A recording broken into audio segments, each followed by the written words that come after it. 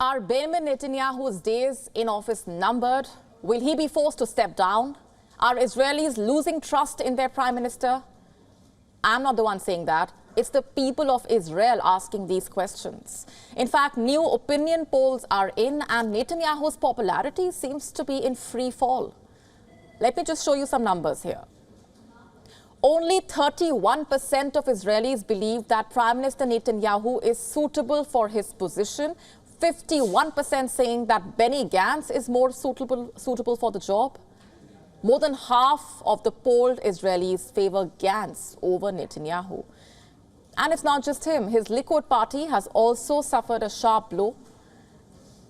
Now, if the elections were held today, the Likud party would only win 17 seats in the 120-seat parliament. Gantz's National Unity Party, on the other hand, would bag over twice that number. It would win 39 seats, to be specific. In fact, the Likud party would not be able to win a majority, even with all its allies combined. According to the opinion poll, Likud Shas, United Torah Judaism, Otzma Yehudit and Religious Zionists together would only win 43 seats, and it's a far cry from their current majority of 64 seats. How exactly did things come down to this? How did Netanyahu fall this much in his people's eyes? From what the polls are showing, Israelis want to win the war against Hamas. A good 66% of them believe that the IDF can destroy Hamas.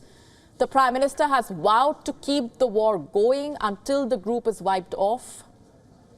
And yet, Israelis have lost faith in Netanyahu's leadership. More than 69% of them want an election as soon as the war is over. And why is that? Look at these pictures released by the Prime Minister's office. Here you can see Bibi posing beside an armored fighting vehicle. In this one, he stands surrounded by soldiers half his age. From what it appears, each of these pictures is trying to project a certain image of Netanyahu. One as a wartime leader, another as a father figure. But the polls have revealed that a majority of Israelis see him as neither of the two. As for a wartime leader, there are pointed questions around Netanyahu's role. Whenever it has come to big decisions, the Prime Minister sat on the fence for weeks. From launching the ground offensive to accepting a hostage release deal and a week-long truce, he has delayed and dithered. Just how feasible is that in a war? And what about the daily decisions? Reports say it's not Netanyahu who is pulling the strings, but 3 ex-generals in his war cabinet. Yoav Gallant, Benny Gantz, and Gadi Eisenkot, a senior official, has made these claims. As for his role as a father figure, need I remind you how he has been heckled, he has been booed. Earlier in the week, as Netanyahu addressed the parliament, when he said that he needed, quote-unquote, more time to bring the hostages home, the families chanted, "Now, now." One relative called out, "We don't have time."